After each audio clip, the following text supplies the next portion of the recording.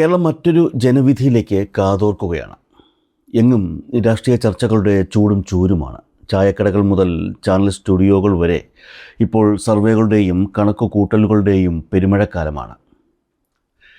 ഈ വരുന്ന May 4-ന് vote പട്ടികകൾ തുറക്കുമ്പോൾ ജനവിധി ആർക്കനുകൂലമാകും എന്നറിയാനുള്ള ആകാംക്ഷയിലാണ് കേരളം.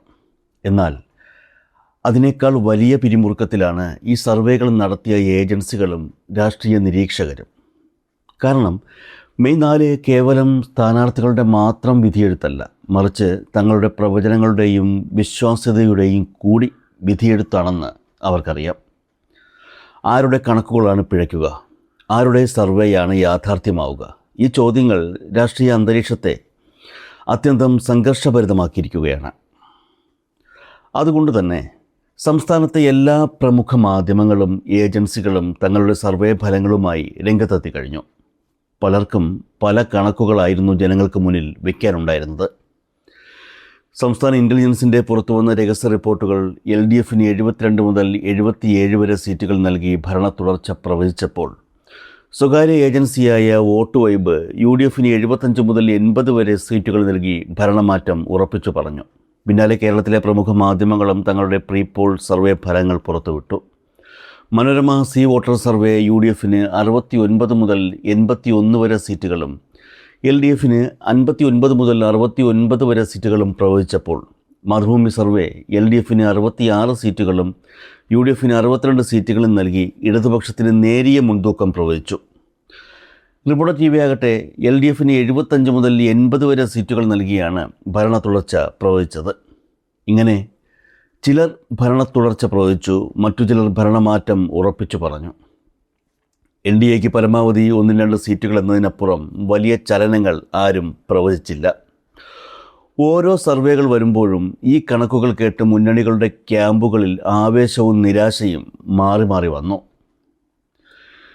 എന്നാൽ ഈ കണക്ക് കൂട്ടലുകളെയും പ്രവചനങ്ങളെയും എല്ലാം ഒറ്റയടിക്ക് നിഷ്പ്രഭമാക്കിക്കൊണ്ട് ഇക്കഴിഞ്ഞ ദിവസം ഒരു പുതിയ സർവേ ഫലം കേരളത്തിൻ്റെ രാഷ്ട്രീയ മണ്ഡലത്തിലേക്ക് അപ്രതീക്ഷിതമായി വന്ന് പതിച്ചിരിക്കുകയാണ്.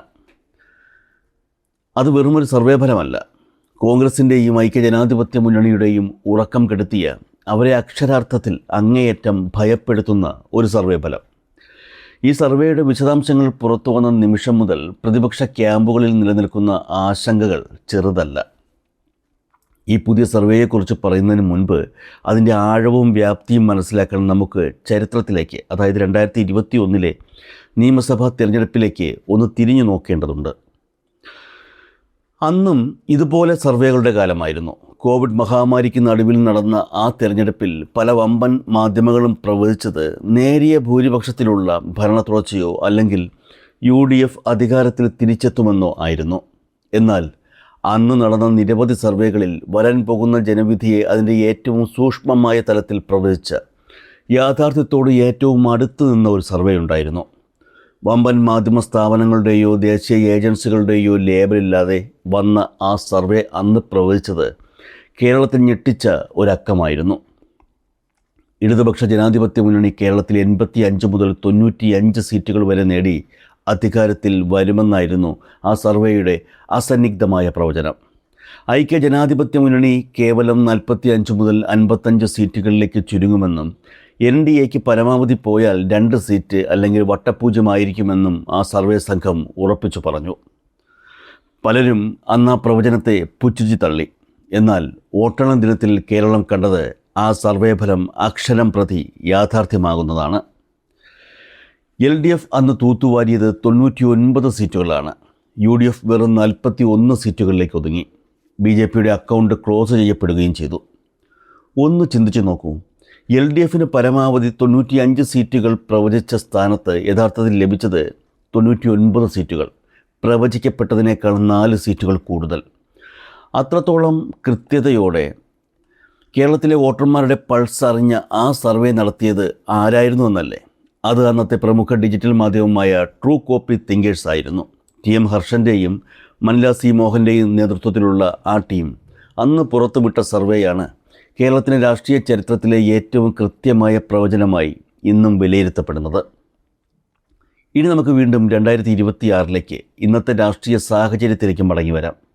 വരാൻ പോകുന്ന മന്ത്രിസഭയെക്കുറിച്ചും മുന്നണികൾക്ക് ലഭിക്കുന്ന സീറ്റുകളെക്കുറിച്ചും അത്രയും കൃത്യതയോടെ പ്രവചിച്ച ആ ഓൺലൈൻ മാധ്യമം ഇത്തവണ സ്വന്തം നിലയ്ക്ക് സർവേകളൊന്നും തന്നെ നടത്തുന്നില്ല. അതുകൊണ്ട് തന്നെ പലർക്കും അതൊരാശ്വാസമായിരുന്നു.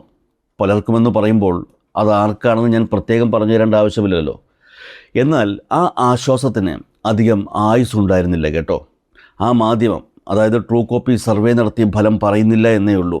അന്ന് ട്രൂ കോപ്പിക്ക് വേണ്ടി സർവേ നടത്തിയ അതേ മാസ്റ്റർ ബ്രെയിനുകൾ, അതേ ഡാറ്റ അനലിറ്റിക്സ് ടീം ഇന്ന് മറ്റൊരു മാധ്യമത്തിനു വേണ്ടി കളത്തിലിറങ്ങിയിരിക്കുന്നു. ആ സർവേ ഫലമാണ് കഴിഞ്ഞ ദിവസം പുറത്തു വന്നത്. നമ്മൾ ആദ്യം പറഞ്ഞതുപോലെ ഈ സർവേ ഫലം പുറത്തു വന്ന നിമിഷം മുതലാണ് കോൺഗ്രസിൻ്റെയും UDFിൻ്റെയും നെഞ്ചിടിപ്പ് വർദ്ധിച്ചതും തങ്ങളുടെ രാഷ്ട്രീയ അസ്തിത്വം തന്നെ നിലച്ചു പോകുമോ എന്ന ആശങ്ക അവരിൽ ഉയർന്നതും. വമ്പൻ മാധ്യമങ്ങളുടെ പെയ്ഡ് സർവേകൾക്ക് പിന്നാലെ പോകാതെ ജനങ്ങളുടെ യഥാർത്ഥ വികാരം ചോർത്തിയെടുത്ത ആ മാധ്യമം ഏതായിരുന്നു എന്നല്ലേ? അത് ന്യൂസ് മലയാളം 24/7 ആണ്. മാധ്യമം മാത്രമേ മാറിയിട്ടുള്ളൂ, ടീം ഏകദേശം അതുതന്നെയാണ്. കഴിഞ്ഞ തവണത്തെ അതേ കൃത്യതയോടെ, അതേ ശാസ്ത്രീയ അടിത്തറയോടെയാണ് തങ്ങൾ സർവേ നടത്തിയതെന്നാണ് ആ സർവേക്ക് പിന്നിൽ പ്രവർത്തിച്ചവർ പറയുന്നത്. ന്യൂസ് മലയാളം 24/7 നടത്തിയ ആ സർവേയാണ് ഇപ്പോൾ കേരള രാഷ്ട്രീയത്തെ പിടിച്ചുലയ്ക്കുന്നത്. എന്താണ് സർവേയിലെ പ്രവചനം? UDFിൻ്റെ ഉറക്കം കെടുത്തുന്ന ആ പ്രഖ്യാപനം മറ്റൊന്നുമായിരുന്നില്ല, LDF 3.0. അതെ, 2026 നടക്കാൻ പോകുന്ന നിയമസഭാ തെരഞ്ഞെടുപ്പിൽ ഇടതുപക്ഷം കേരളത്തിൽ വീണ്ടും അധികാരത്തിൽ വരുമെന്ന് ഈ സർവേ ഉറപ്പിച്ചു പറയുന്നു. വെറുമൊരു ഭരണത്തുടർച്ചയല്ല, LDFന് 90 സീറ്റുകൾ വരെ ലഭിക്കുമെന്നാണ് ന്യൂസ് മലയാളം 24/7 അർത്ഥശങ്കയ്ക്കിടയില്ലാത്ത വിധം പ്രവചിക്കുന്നത്. ഇതൊരു സാധാരണ പ്രവചനമല്ല. 2021 ഈ ടീം 95 സീറ്റുകൾ പ്രവചിച്ചപ്പോൾ യഥാർത്ഥത്തിൽ ഇടതുപക്ഷത്തിന് ലഭിച്ചത് 99 സീറ്റുകളാണ്. അതായത് സർവേ പ്രവചിച്ചതിനേക്കാൾ 4 സീറ്റുകൾ കൂടുതൽ. ആ ഒരു സാഹചര്യം നിലനിൽക്കുന്ന അവസരത്തിലാണ് ഇതേ ടീം ഇപ്പോൾ LDFന് 90 സീറ്റുകളോടെ മൂന്നാമത്തെ തുടർഭരണം പ്രവചിക്കുന്നത്. കഴിഞ്ഞ തവണത്തെ കണക്കുകൾ വെച്ച് നോക്കുമ്പോൾ യഥാർത്ഥ ഫലം വരുമ്പോൾ ഈ 90 എന്നത് വീണ്ടും മുകളിലേക്ക് പോയാലും അത്ഭുതപ്പെടാനില്ല എന്ന് രാഷ്ട്രീയ നിരീക്ഷകർ വിലയിരുത്തുന്നുണ്ട്. ഇതാണ് കോൺഗ്രസിനെ അക്ഷരാർത്ഥത്തിൽ ഭയപ്പെടുത്തുന്നത്. ഈ സർവേ ഫലം നൽകുന്ന മുന്നറിയിപ്പ് അതിഭീകരമാണ്. ഇത്തവണ കൂടി ഭരണം കിട്ടിയില്ലെങ്കിൽ കേരളത്തിൽ UDF എന്ന സംവിധാനം തന്നെ തകർന്നടിയുമെന്ന കാര്യത്തിൽ യാതൊരു സംശയവുമില്ല. ഘടകകക്ഷികൾ പല വഴിക്ക് പിരിയും. അതോടെ കോൺഗ്രസ് ദേശീയ തലത്തിൽ തന്നെ പൂർണ്ണമായും അപ്രസക്തമാകുമെന്ന നഗ്നമായ യാഥാർത്ഥ്യം അവരുടെ നേതാക്കളെ തുറച്ചു നോക്കുകയാണ്. ദക്ഷിണേന്ത്യയിൽ കോൺഗ്രസിന് അവശേഷിക്കുന്ന പിടിവള്ളികളിലൊന്നാണ് കേരളം. അവിടെ തുടർച്ചയായി 3ാം തവണയും ജനങ്ങൾ തിരസ്കരിച്ചാൽ പിന്നെ കോൺഗ്രസ് എന്ന പ്രസ്ഥാനത്തിന് കേരളത്തിലൊരു തിരിച്ചുവരവ് അസാധ്യമായിരിക്കും. ഈ സർവേ ഫലം വിരൽ ചൂണ്ടുന്നത് ഇടതുപക്ഷത്തിൻ്റെ വികസന രാഷ്ട്രീയത്തിന് ലഭിക്കുന്ന അംഗീകാരത്തിലേക്കാണ്. വിവാദങ്ങൾക്കും മാധ്യമവേട്ടകൾക്കും അപ്പുറം സാധാരണക്കാരൻ്റെ ജീവിതത്തെ സ്പർശിക്കുന്ന വികസന പ്രവർത്തനങ്ങൾക്ക് കേരളത്തിലെ ജനങ്ങൾ നൽകുന്ന വോട്ടുകളാണ് ഈ 90 സീറ്റുകൾ. മറുവശത്ത് പ്രതിപക്ഷത്തിൻ്റെ അവസ്ഥയോ തികച്ചും ദയനീയം. മുണ്ടക്കൈ ചൂരൽമല ദുരന്തത്തിൽ നാട് വിറങ്ങലിച്ചു നിന്നപ്പോൾ അതിൽ പോലും വില കുറഞ്ഞ രാഷ്ട്രീയം കളിച്ച പ്രതിപക്ഷത്തെ ജനങ്ങൾ മറന്നിട്ടില്ല. അതിനു പുറമെ രാഹുൽ മാങ്കൂട്ടത്തിൻ്റെ പേരിൽ ഉയർന്ന സ്ത്രീ പീഡന വിഷയങ്ങൾ പോലെയുള്ള ഗുരുതരമായ ആരോപണങ്ങൾ കോൺഗ്രസിൻ്റെ ധാർമ്മിക മുഖം മൂടി പിച്ചച്ചീന്തിയിരിക്കുകയാണ്.